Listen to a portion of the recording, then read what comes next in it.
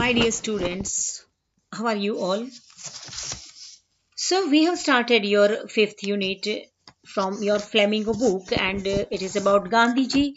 It has been written by Louis Fisher, and it has been taken from a very big book, and the title of the book is The Life of Mahatma Gandhi. And in this lesson, Gandhiji is telling a wonderful incident to our author Louis Fisher. Gandhiji is telling him that why did he decide that he would request Britishers to quit India. Quit India की request Gandhi ji ने क्यों की? ये एक बहुत ही important topic है और हमारे हिस्ट्री के लिए भी ये एक इम्पोर्टेंट इवेंट है। तो ऐसी एक इवेंट आज हम इस लेसन में आगे बढ़ाएंगे। आज मैं उसका तीसरा लेक्चर ले रही हूँ। सेकंड लेक्चर में हमने देखा कि मोतीहारी टाउन, जो छोटा सा टाउन था, वो भर गया। लास्ट पैराग्राफ आप देखिए, कौन आ गए वहां पे? पिजांट्स आ गए। पूरे गांव में पिजांट्स फैल गए। क्यों आए? Because they didn't know Gandhiji.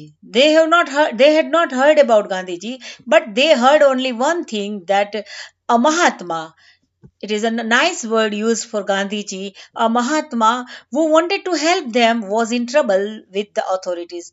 एक महात्मा है और वो पिजांट्स की मदद करना चाहते हैं, लेकिन ऑथोरिटीज की वजह से वो मुश्किल घड़ी में आ पहुंचे हैं। तो कोर्ट हाउस के बाहर गांधी जी की हेल्प करने के लिए मोतीहारी नाम के टाउन में कितने पिजांट्स आ गए।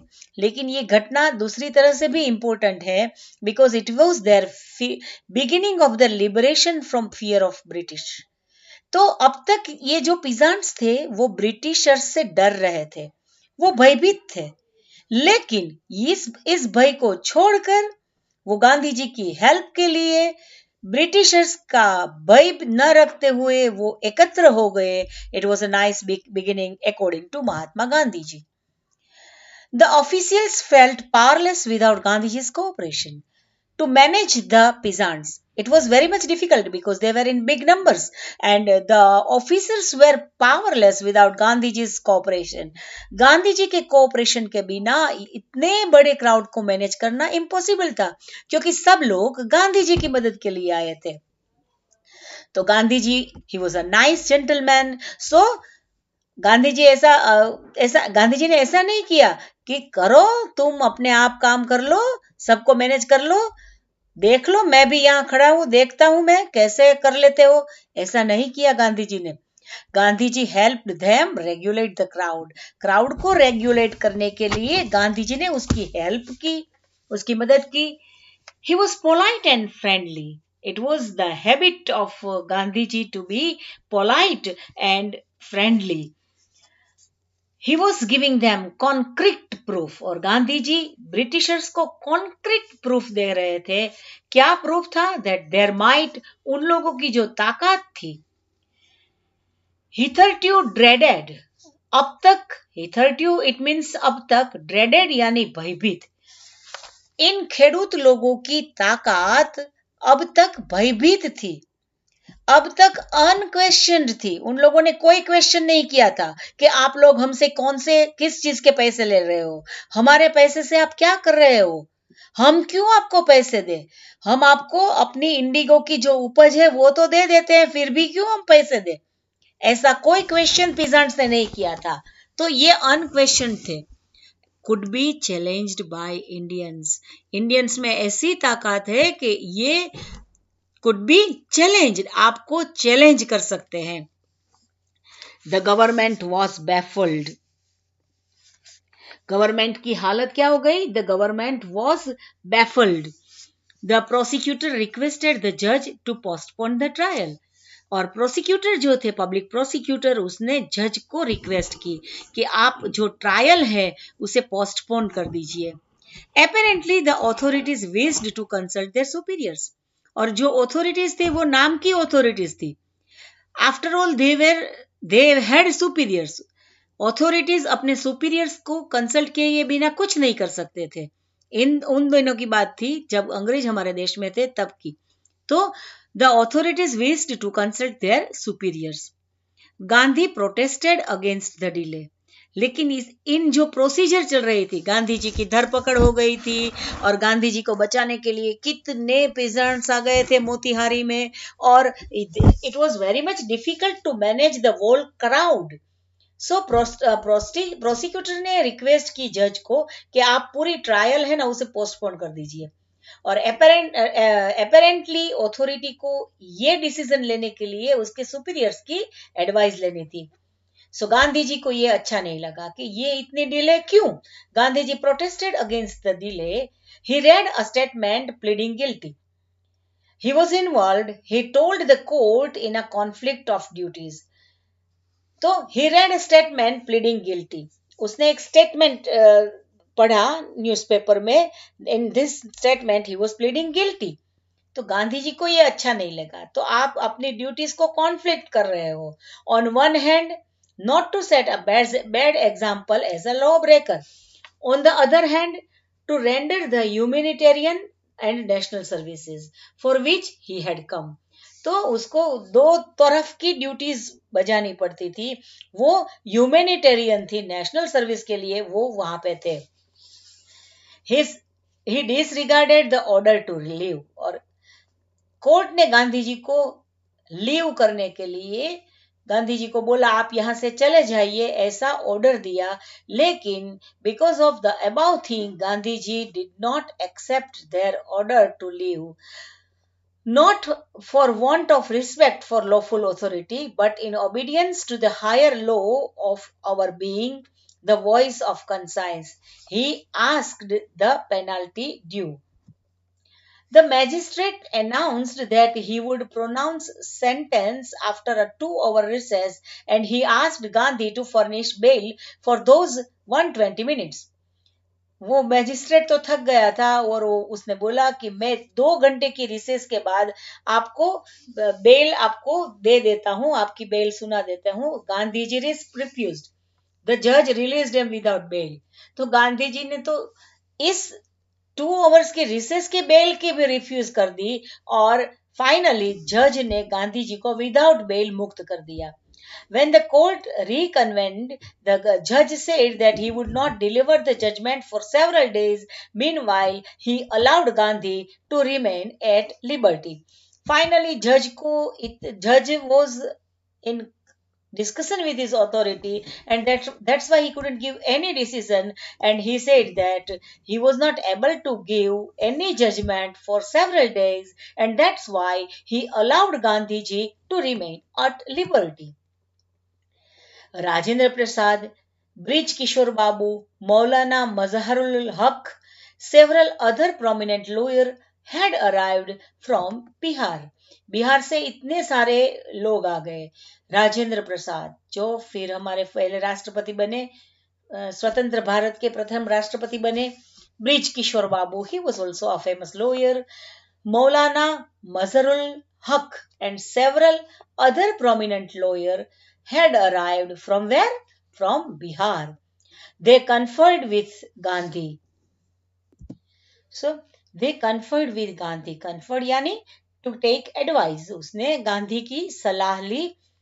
What would they do if he was sentenced to prison? Gandhi asked. अगर आप क्या करोगे अगर मुझे प्रिजन हो जाएगी? Why? The senior lawyer replied, they had come to advise and help him. If he went to jail, there would be nobody to advise and they would go home. अगर आप ही जेल में चले जाओगे तो हमें advice देने वाला तो कोई नहीं होगा। What about the injustice to sharecroppers? शेयरक्रॉपर्स को जो इनजस्टिस किया गया है उसके बारे में क्या? What about the injustice to the sharecroppers? Gandhiji demanded. The lawyers withdrew to consult. Rajendra Prasad has recorded the upshot of their consultation. They thought among themselves that Gandhi was totally a stranger, and yet he was prepared to go to prison for the sake of peasants if they, on the other hand, being not only residents of adjoining districts but also those who claimed to have served these peasants, should go home. It will be a shameful desertion. Desertion यानी कि disappearance. What about injustice to sharecroppers? Gandhiji demand. The lawyer withdrew to consult. Lawyer ने withdrew कर दिया. Rajendra Prasad had recorded the upshot of their consultation.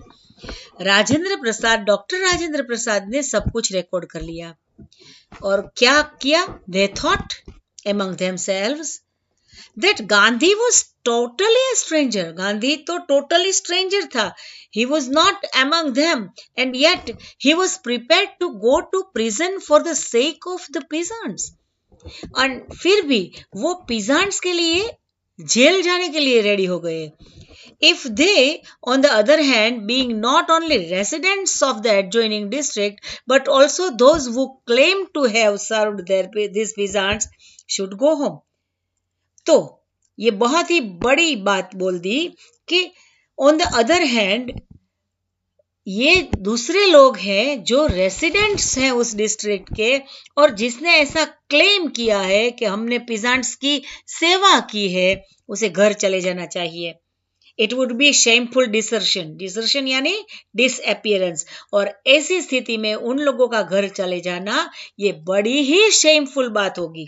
एक अनजान आदमी जिससे पिजांट से कोई संबंध नहीं है, कोई निस्बत नहीं है, वो पिजांट्स के लिए जेल जाने के लिए तैयार हो गया. और वो कौन थे? महात्मा गांधी जी. और दूसरी तरफ दूसरे लोग जो बोल रहे हैं कि हम तो पिजांट्स की सेवा कर रहे हैं और हम इसी डिस्ट्रिक्ट के लोग हैं, वे लोग कुछ नहीं कर रहे हैं. तो ये बड़ी ही शेमफुल घटना है. They accordingly went back to Gandhi and told him they were ready to follow him into the jail. तो फाइनली उन लोगों ने भी गांधी जी को ऐसा बोल दिया कि हम आपके साथ जेल जाने के लिए तैयार हैं. They were ready to follow him into jail. The battle of Champaran is won, he exclaimed. और फिर गांधी ने फाइनली बोला कि चंपारण का जो बैटल था वो जीत लिया गया. Then he took a piece of paper and divided the group into pairs and put down the order in which each pair was to court arrest. और फिर उसने ग्रुप को दो पेपर में डिवाइड कर दिया और then he put down the order in which each pair was to court arrest. Several days later, Gandhiji received a written communication from the magistrate informing him that lieutenant government of the province had ordered the case to be dropped. Civil disobedience had triumphed and the first time in modern India. Triumphed, it means won. इतने दिनों के बाद the other leaders जो लोग बोल रहे थे कि हम किसान के सेवक हैं, उन लोगों को शर्म आई और उन लोगों ने देखा कि एक अनजान आदमी खेडूतों के लिए जेल जाने के लिए तैयार है. तो उन लोगों ने भी बोला कि हम लोग भी आपके साथ जेल जाने के लिए रेडी है. लेकिन थोड़े दिनों के बाद गांधी जी को एक written communication, it means written message मिला. क्या मैसेज मिला? दैट लेफ्टिनेंट गवर्नर जो भी एक अंग्रेज था had ordered the case to be dropped. Case को ड्रॉप करने का उसको ऑर्डर मिल गया. सिविल डिसओबीडियंस, सविनय कानून भंग, डिसओबीडियंस એટલે कानून भंग had triumphed. तो ये जो कानून भंग की बात थी उसका विजय हुआ. The first time in modern India. Modern India में पहली बार ये कानून भंग, सविनय कानून भंग की जीत हुई. Gandhi and the lawyers now proceeded to conduct a far-flung inquiry into grievances of farmer. Grievances, it means complaint. Grievances का मतलब क्या होता है? Complaint.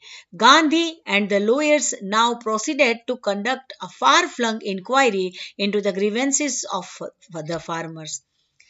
Depositions by about 10,000 peasants were written down and notes made on other evidence. Documents were collected. The whole area throbbed with the activity of the investigators and vehement protest of the landlords. Vehement it means violent, ये word याद रखना, vehement it means violent. तो Gandhi ji and the lawyers, जो lawyer थे राजेंद्र प्रसाद और सबके नाम अभी आए थे ना वो आगे वाले पैराग्राफ में, उन सब ने एक बहुत ही अच्छा काम किया। उसने एक इंक्वायरी बिठाई, किस चीज के लिए? Into grievances of the farmers, farmers की जो कंप्लेंट थे इसके हिसाब से।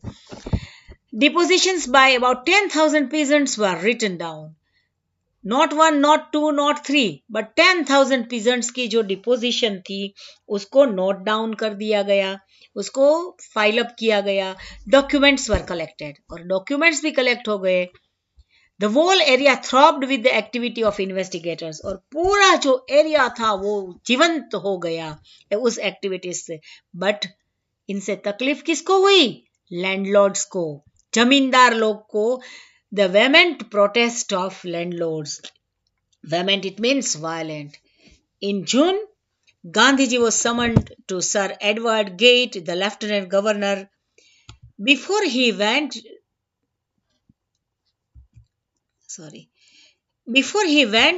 he met leading associates and again laid detailed plans for civil disobedience.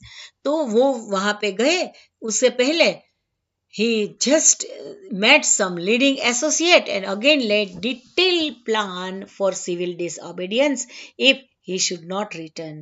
अगर वो वापिस नहीं आते तो आपको ये सब काम करने हैं, उसका सब रिटर्न डिटेल्स उसने दे दिया। तो इसके साथ ही हम आज का ये लेक्चर हम कंप्लीट करते हैं। नेक्स्ट लेक्चर में फिर मिलेंगे, तब तक के लिए thank you very much and good bye friend.